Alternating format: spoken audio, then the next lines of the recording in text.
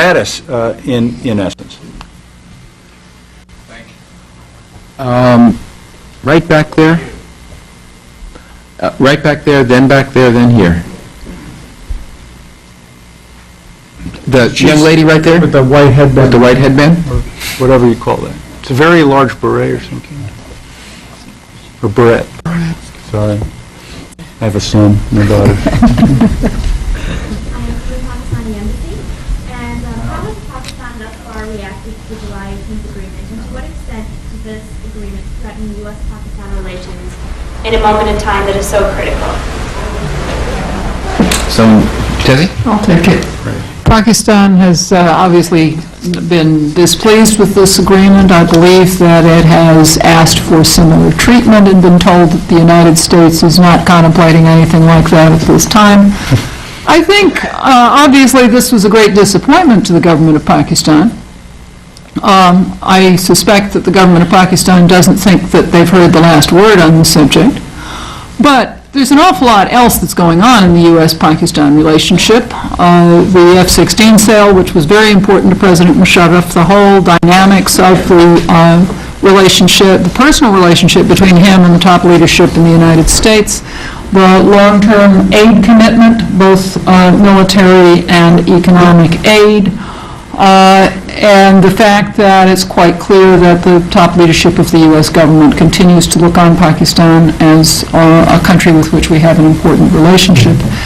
I believe, although you might be better placed than I to know, that these are all things that are of value to the Pakistani government and which they will go to some effort to safeguard. There was a question back there. Yes.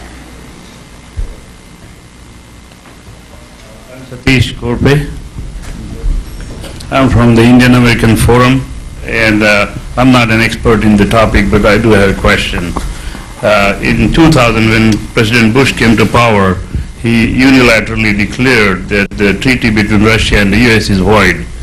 And over a period of years, many countries have acquired this technology from U.S.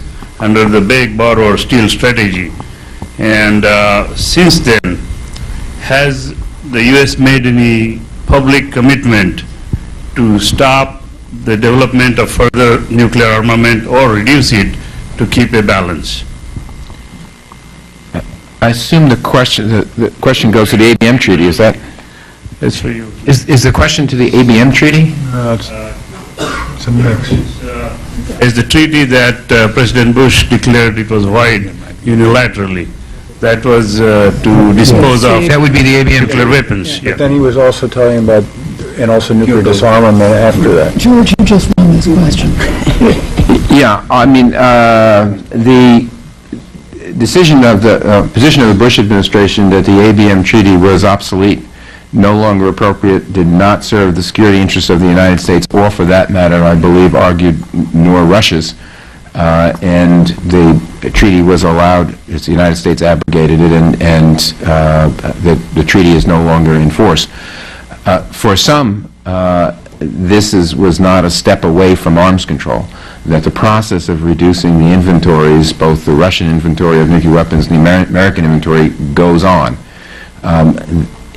If you believe, and you may or may not, that this is true disarmament, because the numbers of weapons available or deployed is reduced, then you can say the United States and Russia both have been engaging in pretty active disarmament over the last 5 or more years.